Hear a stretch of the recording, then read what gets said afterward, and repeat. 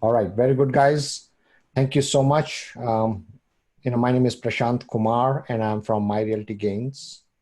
A lot of you know me on Facebook or here and there, but my formal introduction is, I am an IT professional, been in corporate America for about 25 years.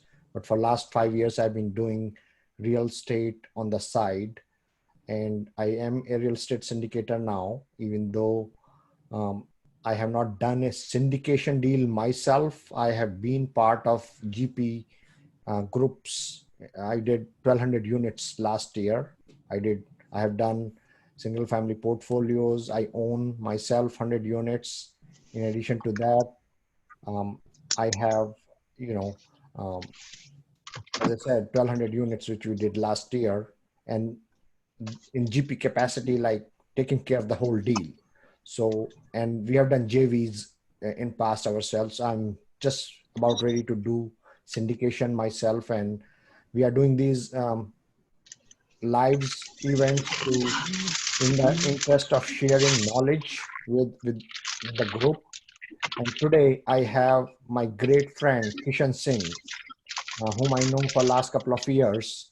I would ask you to put yourself on mute if you are not talking. Um, and I know Krishan Singh for last couple of years, a great gentleman.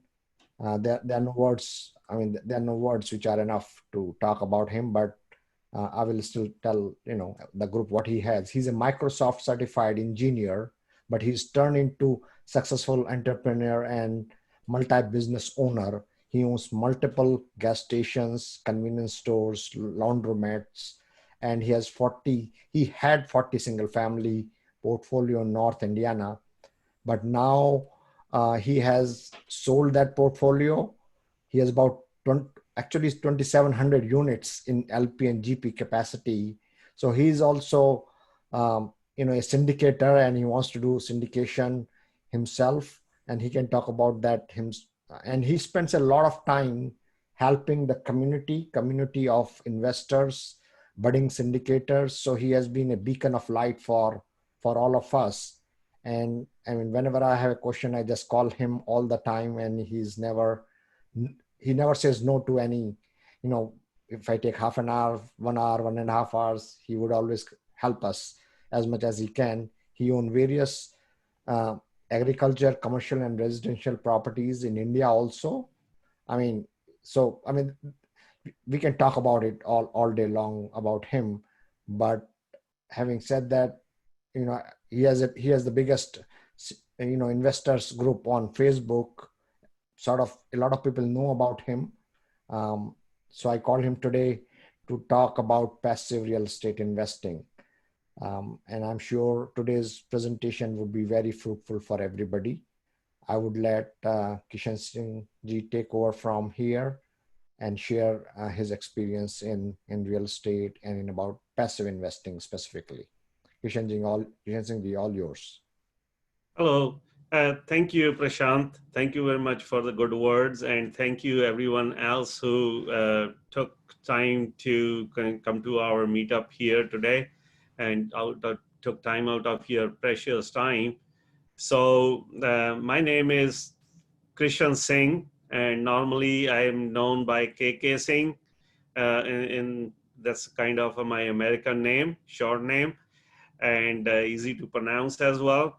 So I am a CEO and founder of Grow Rich Capital, which is our multifamily investment company, and I have other 26 companies. But most of them own real estate of the gas stations, laundromats, and I have been in the gas station business for 20 years. And in 2015, we bought a portfolio of 40 single family houses here in Fort Wayne area, Fort Wayne, Indiana area. And I sold it last month. We closed on May 6th. So since then, since I have been in the in the real estate space, I have been investing passively as well in other people's syndications over these years.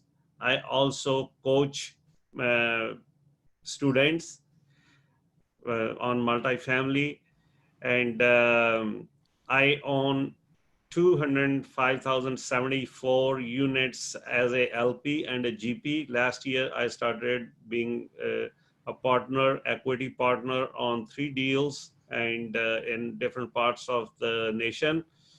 And I have all these kind of experiences that I'm trying to utilize to educate other people as well as for myself. So guys, today I'm going to be talking about passive investment. And for the last several years, about a decade, this has been very hard topic, hard asset to do investments in this field, real estate, and especially in the multifamily.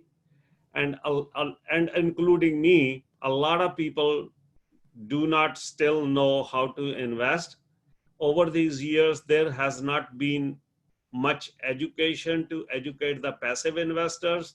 It's only been the syndicators educating. And when the syndicators, though I am a syndicator, Prashant is a syndicator too, but I want to be very honest and fair to the investors as well, since I'm an investor myself. So it's the only way of being educated, and a lot of syndicators have not opened up the things that they need to open up in front of the investors.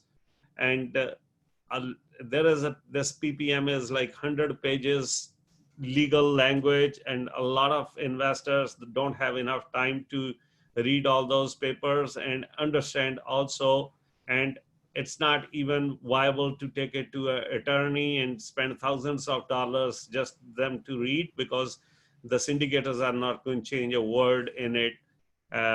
So I have been trying over these years to educate investors, whether they are my investors, whether they are Prashant's investors, and or anybody's investors. And I don't even care if you invest with me or not, ever invest, but I want you to learn what you need to look at a deal. You just don't look at a deal and invest your hard-earned money in the wrong deal. So I realized, not the hard way, but I started realizing after my first investment that I need to learn.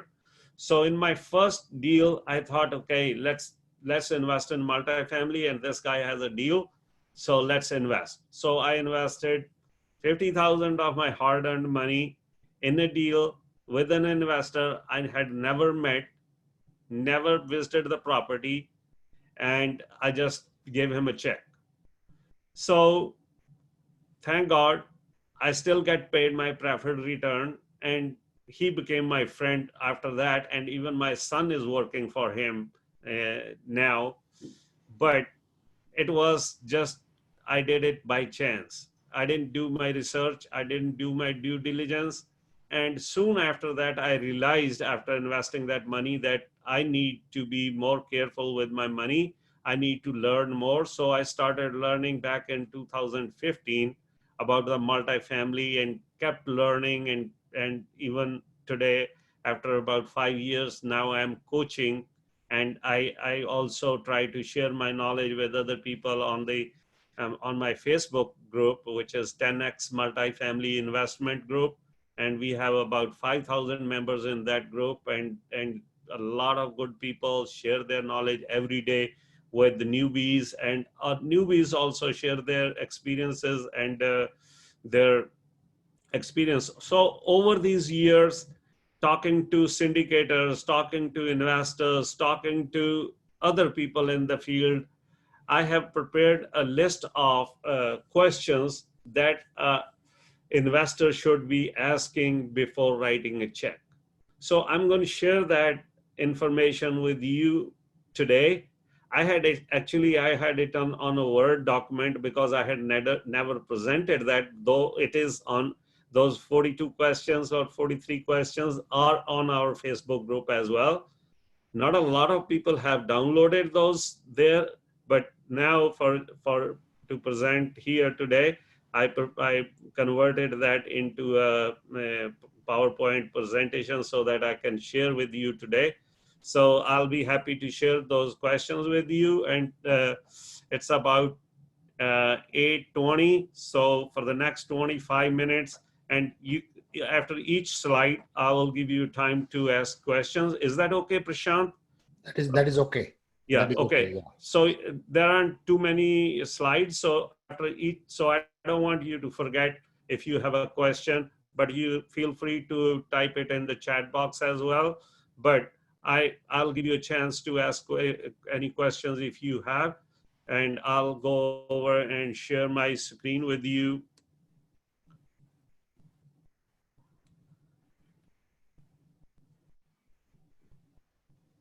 Okay, let me close this out.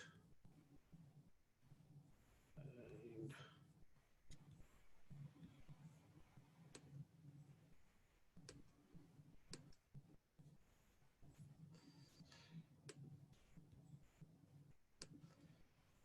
just a second.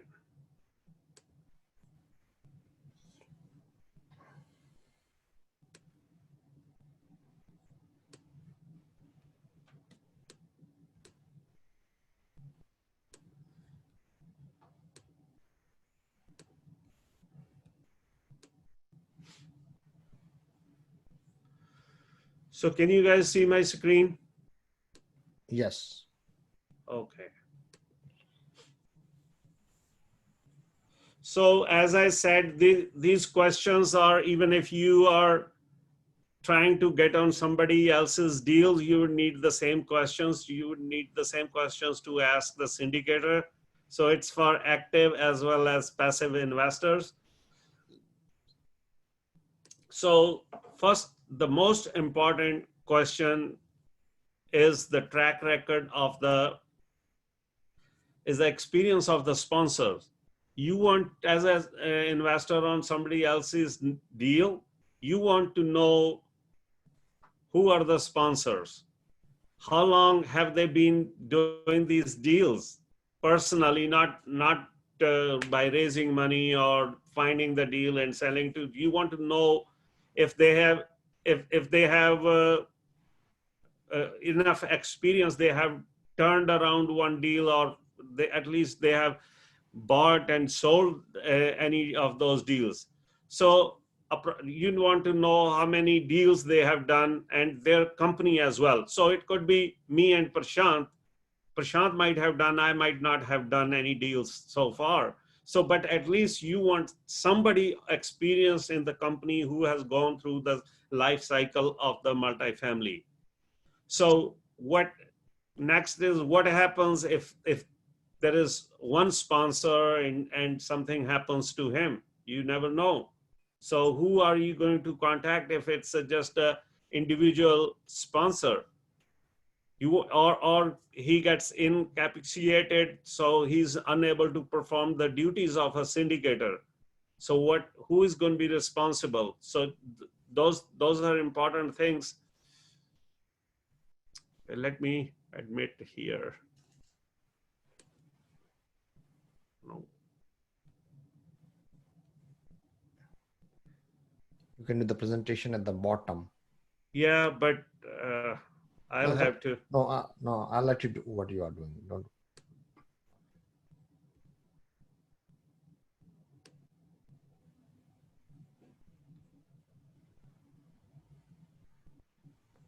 I don't want somebody to keep waiting in the waiting room. Okay, okay. I think we have them in. Okay. So the next question you should be asking, if he or she is, or even if there are multiple people, they are okay to check their background. So since you are finding them either or through the networking or on the live events like this, or meeting them somewhere or through a friend, you don't know who they are, what they have done in the past. So you want to make sure they have a good clean background. So always, and a lot of times I have seen when you ask this question, you don't have to check their record because they are reluctant on doing that. So anytime if somebody is reluctant on getting their background check or giving you the information to check their background, that's something scary. A lot of times they'll say, yes, go ahead, this is my social security number, this is my full name, and what else you need. So they have confidence because they are good at that, so they know they have a clean background, they won't be a problem. So you want also to know who are, because there are several people in the deal. So I may be raising the money, Prashant may be just raising the money for the deal, but I may not be the actual sponsor on the deal. So you want to know who is the actual sponsors on the deal and who controls the deal. And that person should have experience. So you want to make sure that the actual sponsor, so if I'm raising money and I have experience, but I'm not going to control this deal, it could be a good deal, but if some newbie is going to control and I'm just as a KP or equity partner, and a lot of people approach us too to raise money for them or sign their loan, and I have raised the money, but I haven't signed the loan for somebody yet. But I could be signing the loan, but that doesn't mean I'll be controlling the deal, and I will be doing the asset management and also executing the business plan on the deal. So you want to make sure that the sponsor who is the actual sponsor who controls the deal has experience, not the other people who just signed the loan and got his pie and he's out of there. Any questions, guys, about this? This is all about the sponsor, and we're going to move on to the next. If you guys have any question, please feel free to type it in the chat box or ask me after each slide. So now is the next one is the business plan. What is the exact target market of those sponsor, and what is their criteria? What is their criteria of buying the deal? So do they buy C properties? Do they buy D properties? Or do they buy value add or stabilize? Those things need to be known. And a lot of, you will get a OM offering of memorandum from the syndicator, but they always want to show you what they want. They don't want to show you everything. They want to show you only the things they want you to see. And I can give you an example about, let's say they want to show you that the median income of that particular town or city is not that much as compared to the county. So let's say Fort Wayne, and Fort Wayne may not have that much income because now there are people around living in Fort Wayne, not their address is not Fort Wayne, they're of the Allen County. So they will put Allen County's median income, not Fort Wayne City's median income. So they are not going to lie to you on the OM, but they have ways to turn around things that they don't want you to see. They want you to want the marketing deck to look nice. So, and the next question you should be asking is their capitalization policy. Who's going to be signing the loan? Who's going to be doing the construction management? Who's going to be doing the asset management? Who's going to be controlling the capital? And who needs to sign the check, one person or two person, or how much amount they can allow the property management to write down, so write a check for. So will they be performing cost segregation on the property? Because this is a great benefit. A lot of people, and including me, just invest in these deals because we want to take the benefit of the cost segregation. And sometimes you are buying a property in January, you don't just remember to ask that whether they're going to be doing this year or next year or in 2 years, 3 years. So you want to check that upfront, whether they're going, when are they going to be doing cost segregation, and most of them will, and when they are doing, so that you can plan your taxes accordingly. So how do you plan to mitigate the business interest limitations of the deal? Any questions, guys, about these things that we talked?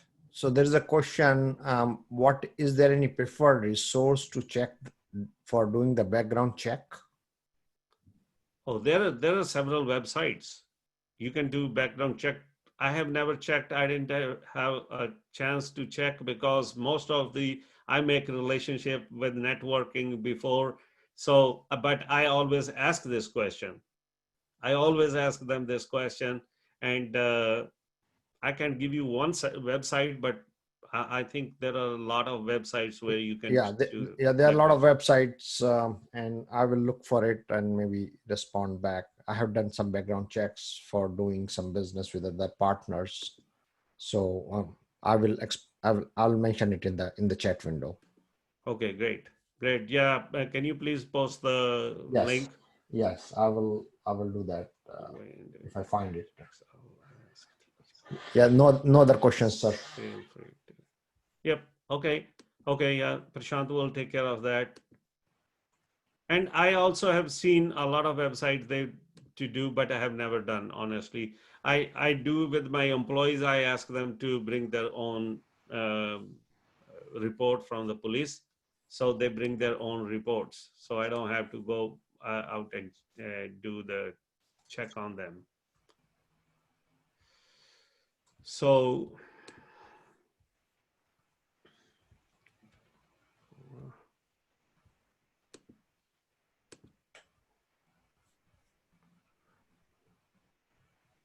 I'm trying to get this window away, the chat box.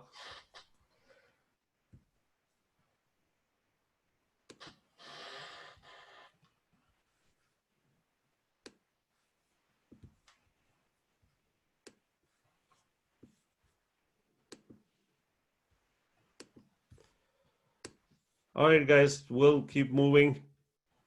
Then the multifamily team. So there is always a team. It's not one or two person that manages the whole deal. So then you need to know, as an investor, you need to know who's going to be the property manager and their experience. You can go online and do research on them too. So let's say the sponsor tells me that we have first properties, just for example. So you can do your own research as well. And a lot of times they'll say they have 4,000 properties under their belt and all that kind of stuff, but you can go on their website and check for yourself. Normally, if it's a really good company, they'll definitely put it as a team in the OM2, but if they don't have much experience, they might not. Again, the asset manager, who's going to be managing the assets? So who's going to be executing the business plan? And does he or she have the experience of, if they are doing construction management? Will the property management be doing the construction management, or will the asset manager be taking care of that construction management? So if whether they have experience, then the bookkeepers, accountants, CPAs, and law firms, real estate, and guys, SEC attorney is different from a real estate attorney. Not all there are firms where they have SEC attorneys as well as real estate attorneys, but normally those are two different people. So you may have one for the real estate to do your real estate stuff, to do the closing, etc. Then you have to have if you're doing a syndication, then you have to have a SEC, Security Exchange Commission attorney, uh, to write down your PPM and your power attorney, etc. So you need to know that as well, and you can see if they have experience, they have done some PPMs before.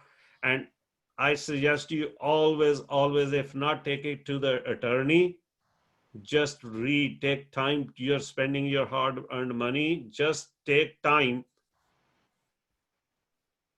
So, Prashantji, when I hear this little thing, I don't cease to admit. So, are you admitting people or?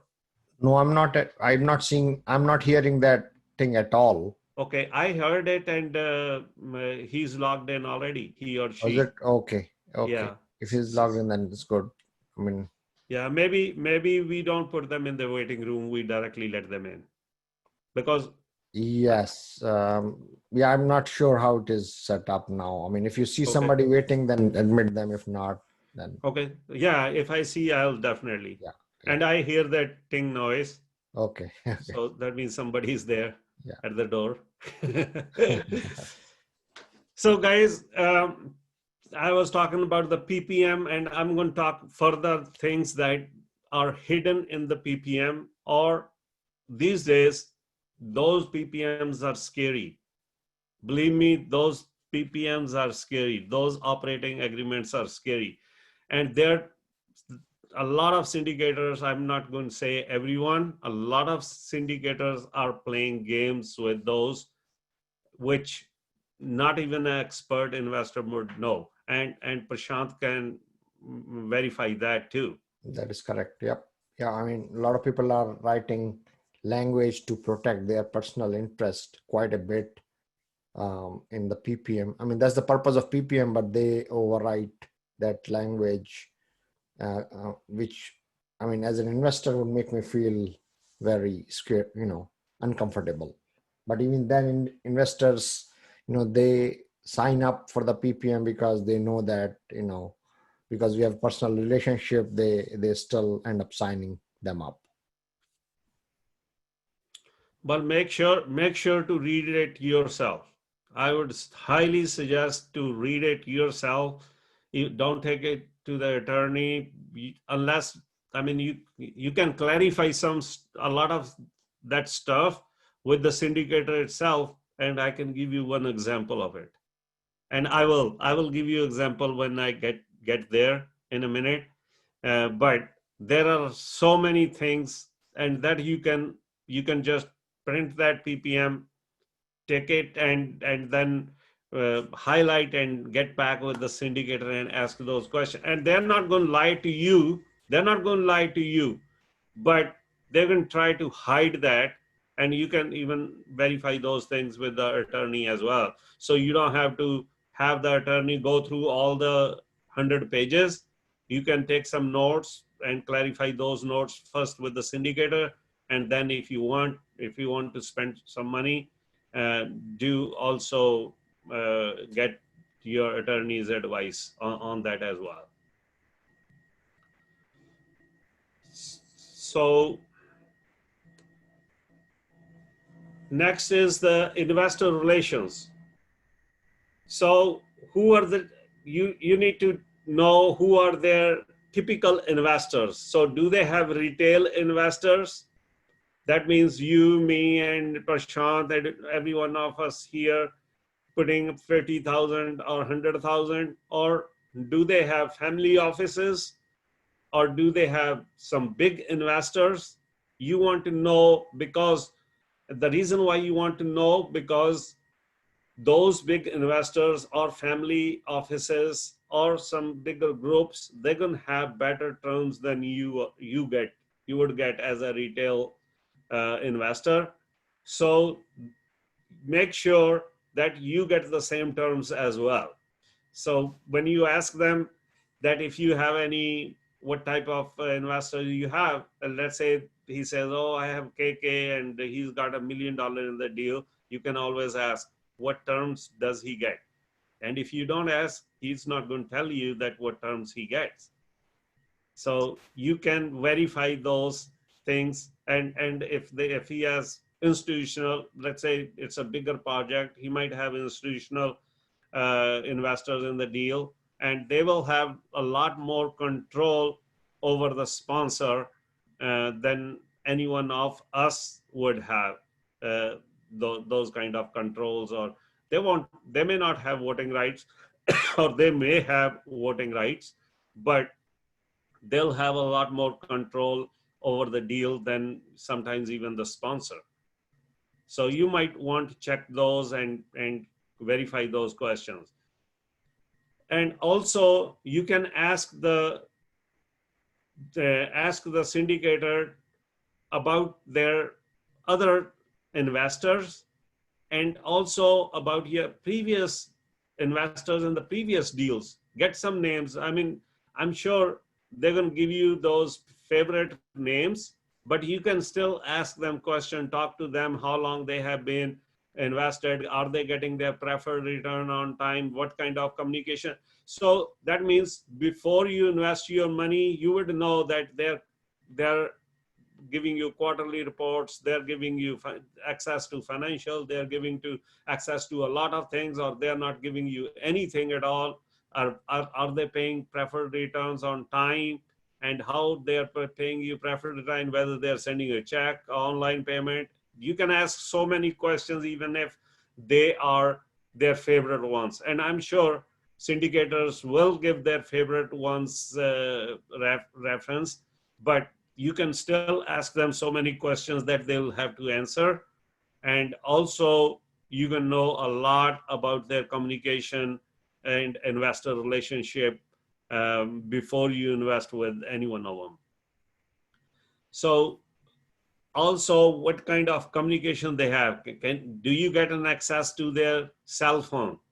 Can you text them and get answer? Can you call them anytime? Can you get, a lot of times they have like assistants.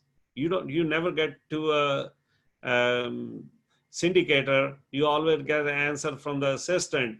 So you need to check those things, whether you have an access directly to the syndicator, or you can be talking to the assistant, and then the assistant is going to check with the syndicator and then get back with an answer to you.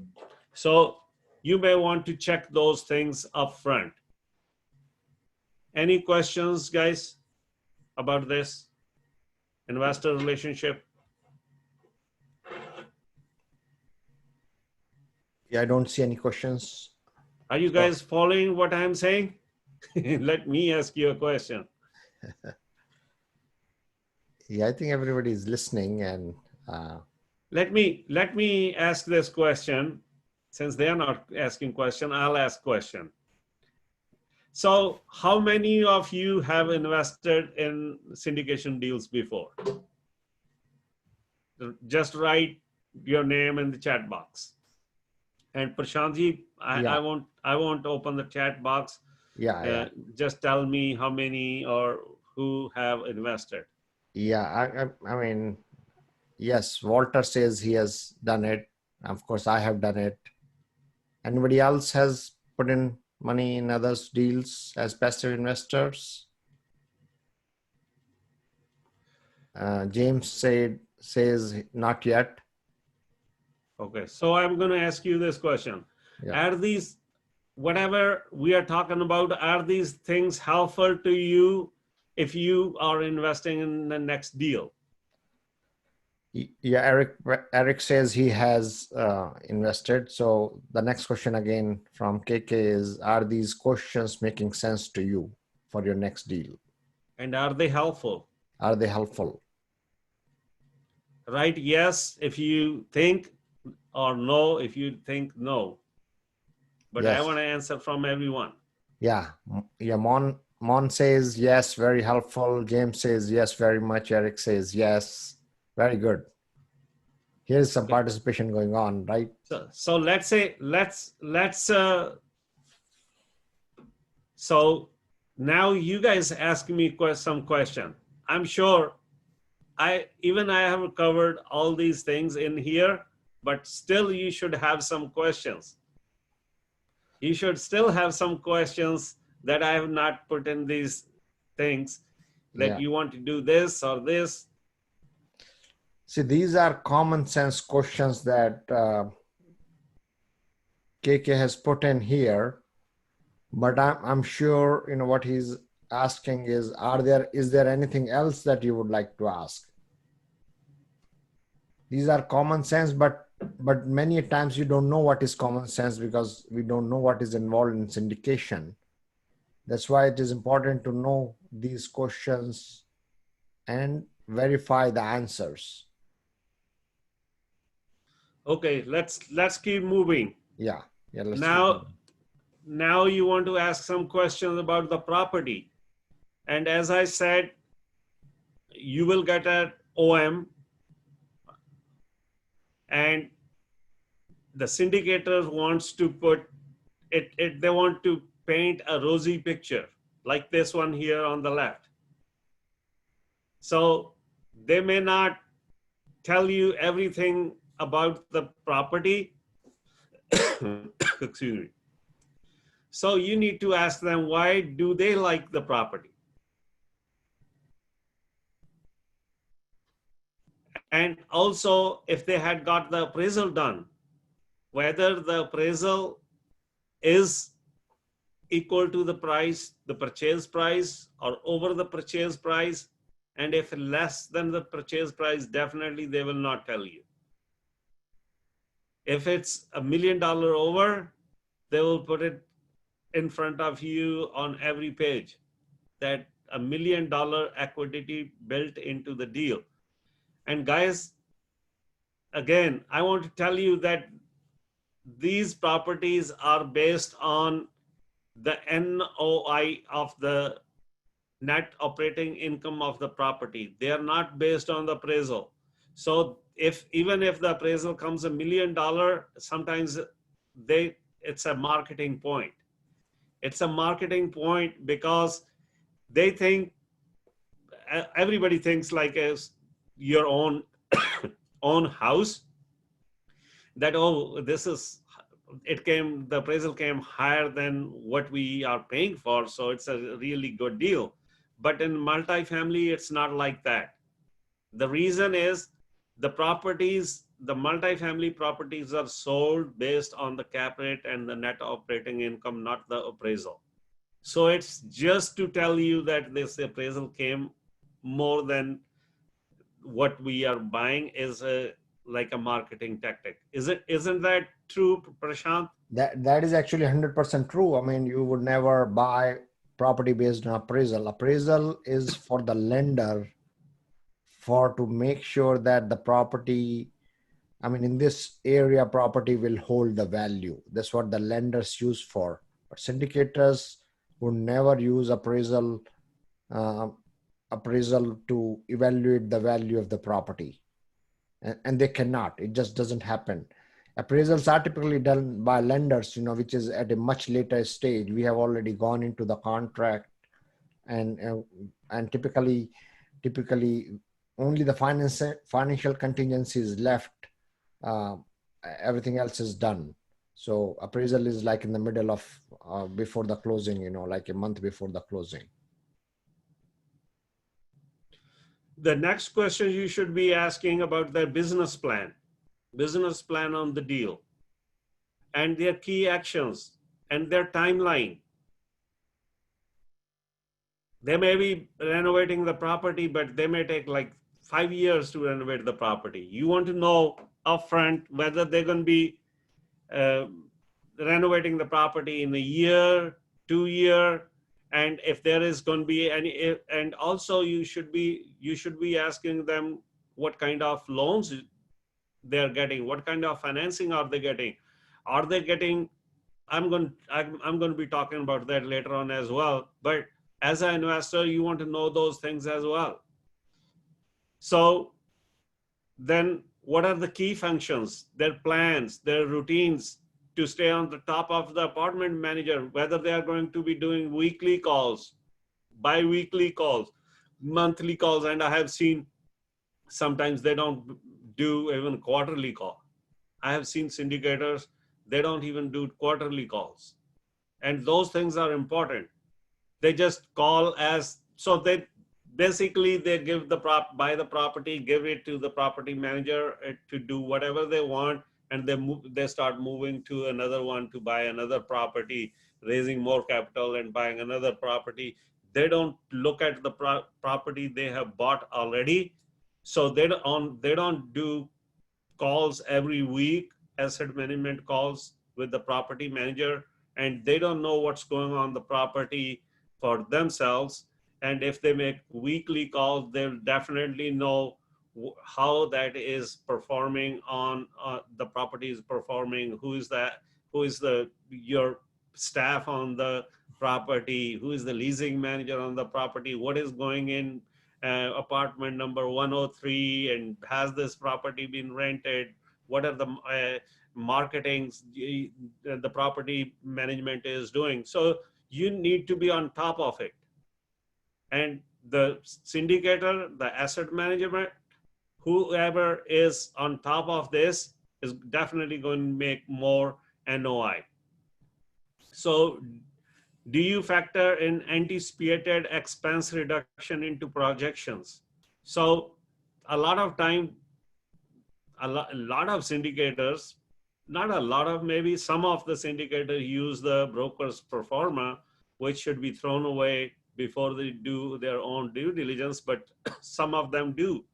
So, and a lot of times they're not meeting those pro forma, even if it's not the broker's pro forma, even if it's their own pro forma, they're not meeting them, they're not meeting. So if they're not meeting their pro forma, what's their resolution? What they can do to make sure that they meet the pro forma that they had set up in their underwriting?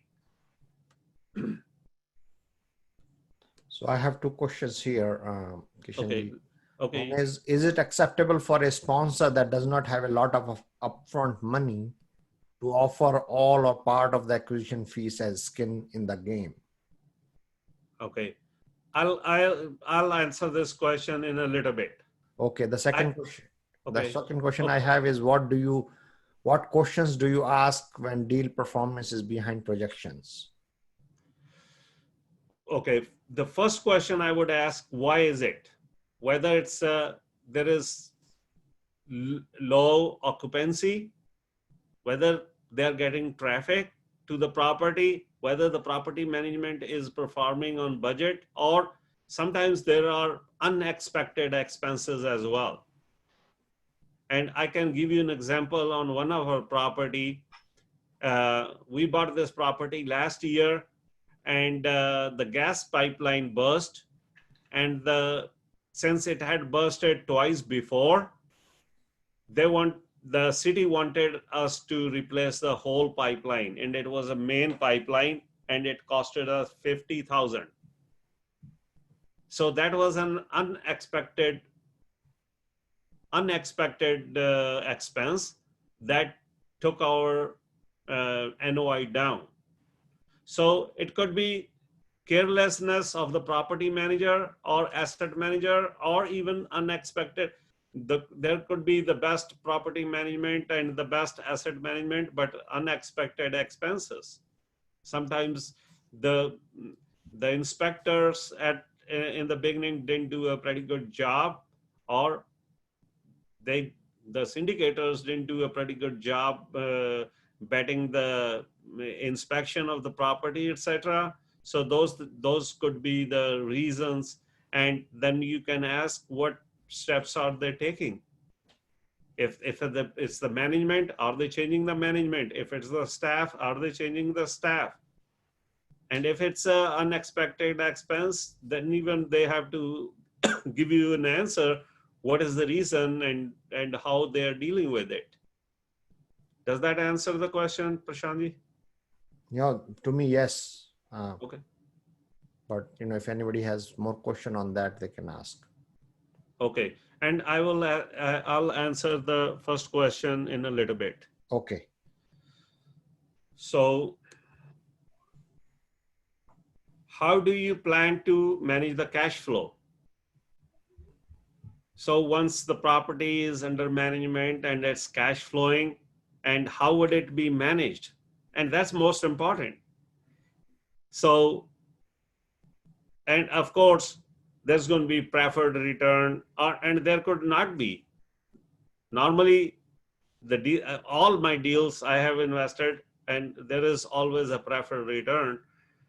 But how would they manage that cash flow? You want to know that upfront as well. How often can I expect the distributions and financial reports? So you need to know what's going on the property. You're not just you're getting your preferred return, then you want to know how often are you going to get them, monthly or quarterly, and that makes the difference in the IRR. If you're getting monthly and as compared to quarterly, or if you are not getting for the first 2 years, and some of the business plans are like that, you don't get any of the distributions in the very first 2 years because they are repositioning the property. So you're just getting at the end, last 3 years. So that's going to make a difference in your IRR of that property. So, and also the financial reports. What financials report are you going to be getting? And how often are you going to be getting?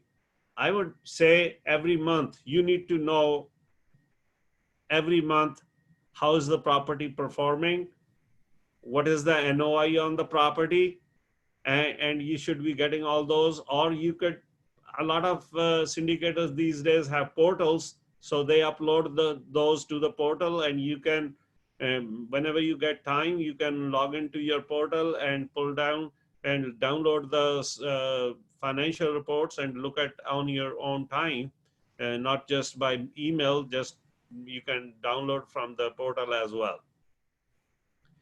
And also it should be ACH, but there are still some people sending their preferred returns through checks.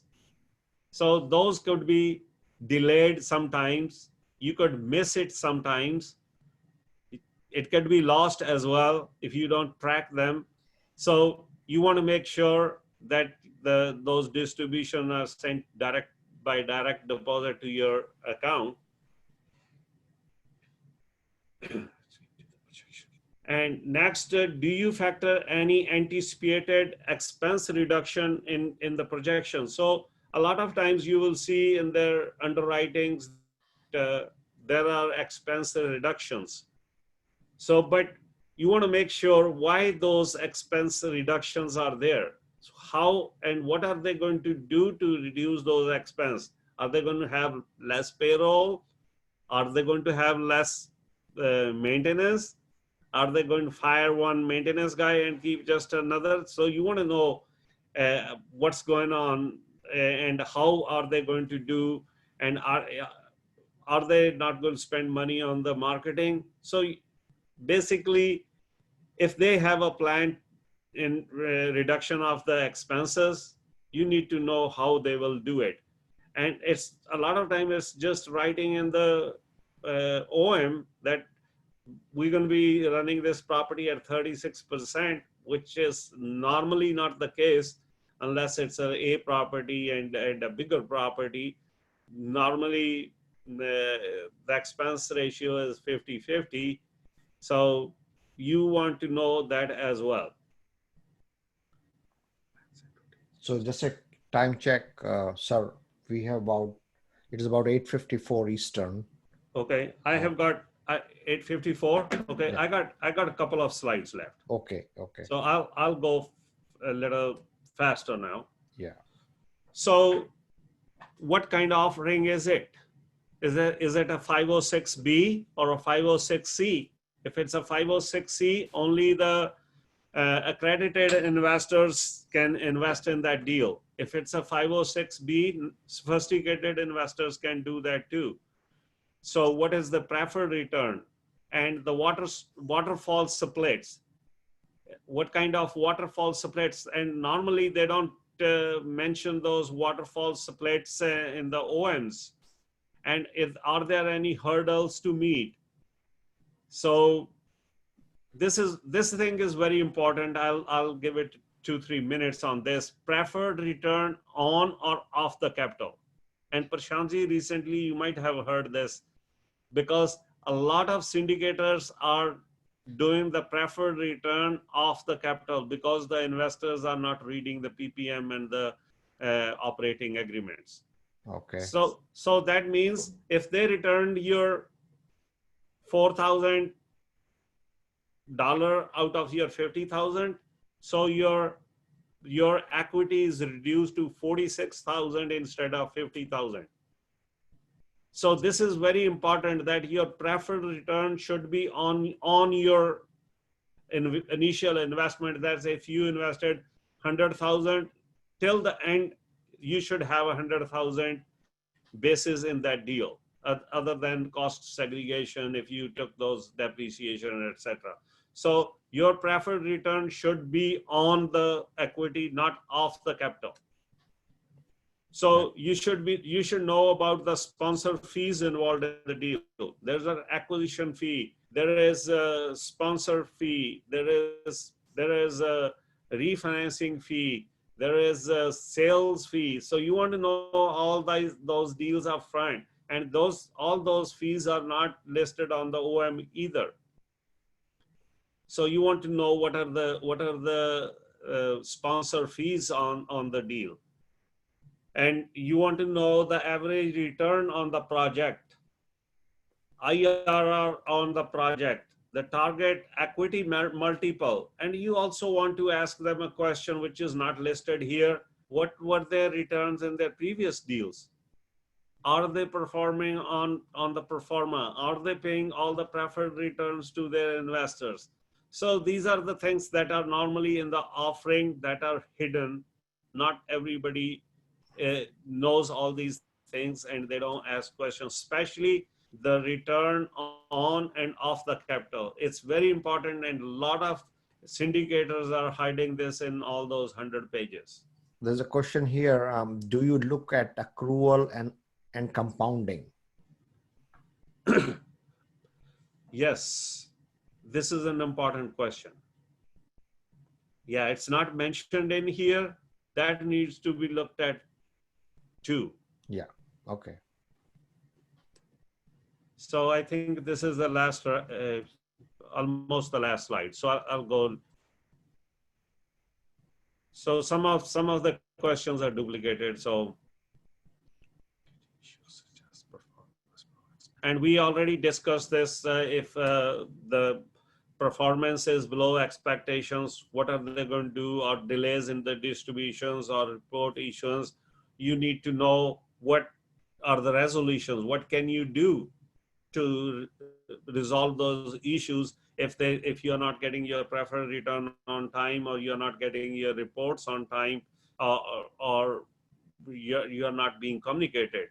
So you want to know what is the resolution, who do I need to contact, and all that kind of stuff. So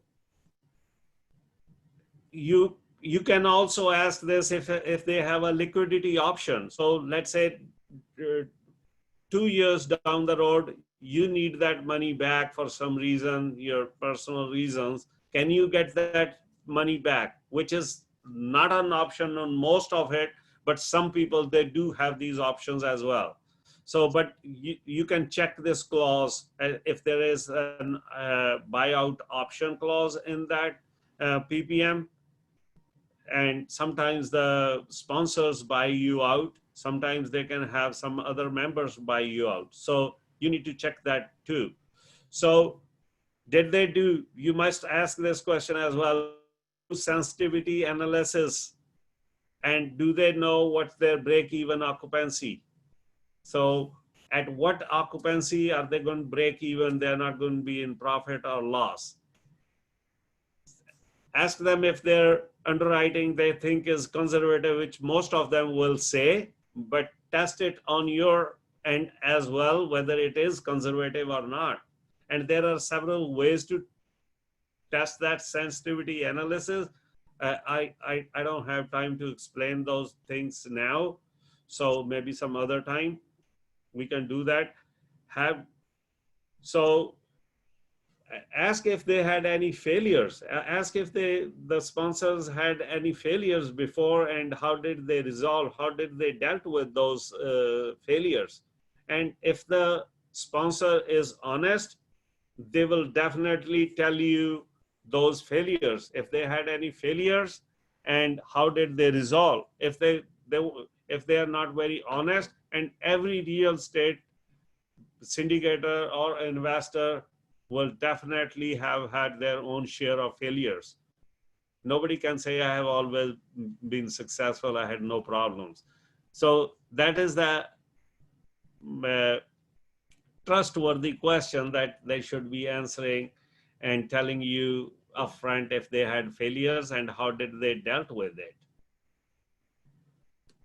And last not least, these are some red flags, and I have these here on this slide, and these are some red flags that I would check before investing.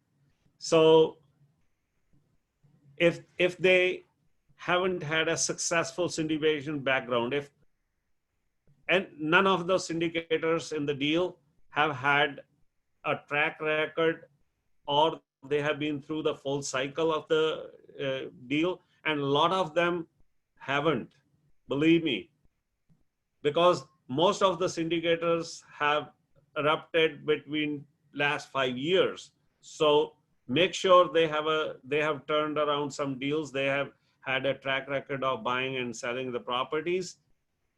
And this is the number one red flag. If they none of the, because sometimes the students, 4 or 5 students get together, none of them have experience, they have a mentor, and they are the ones doing deals. So that's a red flag. None of the key sponsors are full-time multifamily operators. So if they all have their second job, this is another red flag. So that means they have something else going on in their life. This is not a priority to them. So if 1 or 2 are full-time, that's fine too. But if none of them, that's why I have none of the key sponsors upfront. And if there is only one partner in the deal, I said before also, if there is only one person, he signed the loan, he found the deal, he's raising the money, I would never invest in that deal either. I want at least a few people in the deal, so that if something happens to one person, and a lot of time there are chances of being dishonest if there is only one person. There are less chances of being dishonest if there are like 3 or 4 partners. So if there is no preferred return to the passive investors on the deal, I just walk away from that deal as well. And last but not least, the question here's no skin in the game means no money in the deal. So if the sponsors have no money in the deal, and now I'm going to answer that question, Prashantji.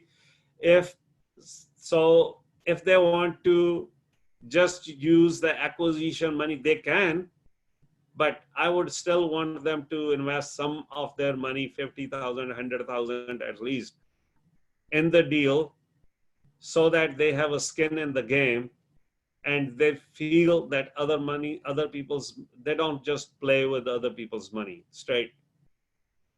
I want them to they can add their acquisition fee as well, but not just the acquisition fee. Very good. They should have some skin in the game. Mm-hmm.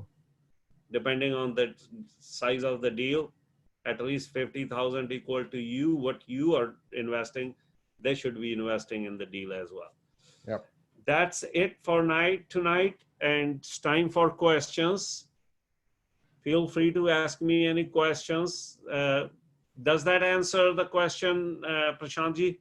Yeah, that did answer the question. There's a basic question here. What is preferred return? Okay, preferred return is the return that the investors will get before the key sponsors get any money at all. And I can give you an example. So let's say there is a NOI. I'll give you a simple example. There are 10 members with 100,000 deal. and they have a 8% preferred return, and the NOI of the property is 100,000. So each of the investors, passive investors, will get their share of 8% first before the sponsors get any money. And then after that, they get a split of 70-30 or 80-20, whatever is written in the OM. Yeah, basically investors' money has the priority. So any income that property produces, first a return on investors' money is given, and then remaining money is distributed to other folks on the project. So that is called preferred return. That if property makes only $80 and all $80 is to be distributed, then others will not make any money. So that's what the preferred return means. Any other questions anybody has? We are a little bit over. It's 9:08 right now, but that's fine. If anybody has any questions, we can discuss them. Not too much over. Yeah, not too much over. Yeah.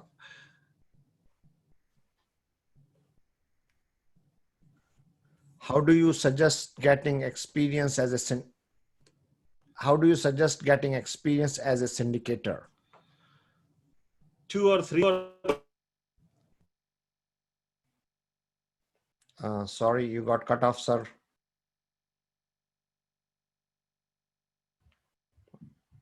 I cannot hear you. Sorry. Then the second one, if you don't. No. KKG, you are getting cut off. We are not able to hear you.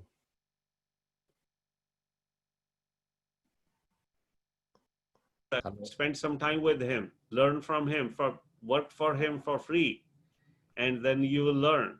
Yeah, so we were not able to hear you for last 1 minute. If you want to repeat the answer. So if you are, first is to work for a syndicator. That means you get the whole experience if you can. If not, then work for us. If you can't afford to lose your existing job or existing business, you still want to learn, then align with some syndicator and try helping them for free. Spend an hour or 2 hours with them for free for sometimes 6 months, 3 months, whatever you can do. Or you can just get on some Facebook group, buy some books, get on podcasts, listen to podcasts. That's another way of learning the syndication business. Get to some boot camps, get some education.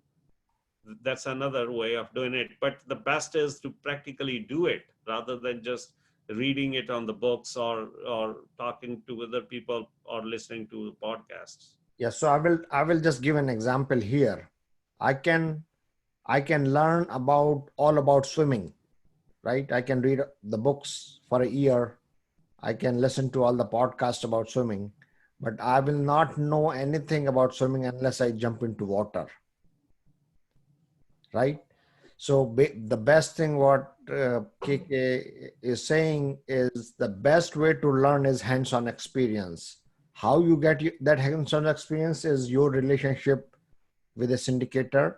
If you can work for somebody, that is well and good, or offer your free help. Just do it for others for free. And trust me, there are a lot of people in the world who are willing to take your free help and teach you, and teach you basically syndication business. And that's how I had learned it. I did the most difficult deal. I never had paid any money to any mentor or anybody. I did the most difficult deal for a syndicator, and I was working, for 3 to 6 months. And after that, I had so much experience, I could even write a book on syndication. I knew everything, bridge loan, conforming loans, general contractor, property management, what to look for in the property, how much time should it take, EMD, soups to nut, everything, I learned in that. And it was a free service, and they took it, and I learned the most. So guys, same thing here. Just as I went through these questions, unless you go and ask for yourself, unless you go and get some OM from some syndicator, put these questions in front of you, ask them. And that way you will have a lot more experience than just listening to this webcast today. Yeah, so as I was saying, these seem like common questions. Yeah. But they are not common because you don't know what to ask. Yep. Right? I mean, you have to almost memorize them to make sure you understand even the answer. And guys, here's my email. And if someone wants those questions, I can share with you those questions. I can send you a Word document. I have them on a Word document as well. Email me and I will attach that and send it back to you. And those who want to share their email addresses with the group, feel free to do so. I have shared mine, Prashant at multifamilyrealtygains.com. And my cell phone number is 631-428-6479. You know, I'm also involved as you know, like KK, I'm also involved in doing the these webinars, you know, Facebook Lives, newsletters, you know, a lot of things. And we are also looking to syndicate like everybody else. But because of the COVID, for obvious reasons, everybody's holding back. But we are out there looking for partners, looking for deals, looking for investors all the time. Our reason for doing the webinar is to do the networking and continue to do so. I mean, without any you know, expectation of any return or anything. So guys, thank you so much for joining. Feel free to pass any information, any comments, any feedback you have. Feel free to pass that. Send me an email, call me, text me, whatever. A bunch of you have given your email addresses, phone numbers. Those who want to copy them, you can do Control A and Control C. Control A is to select all and Control C is to copy and then copy it in your notepad. Or you can just click that three dots on the bottom, on the right hand bottom, just save that chat to your computer. Here you go. Chat saved. Okay. Very good. I didn't know that. Thank you, sir. Yep. Very good. All right. Thank you, everybody. Thank you. Thank you, everyone. Thank you for taking the time to be here on this meetup today, and appreciate. And I also appreciate Prashant for having me here in front of this great audience. Thank you. Thank you very much. Yeah. Thank you, guys. Yeah. Thank you so much, Kishanji, for again. You know, I'm sure, you know, we'll be doing a couple of these more in future, but thank you so much for your time also.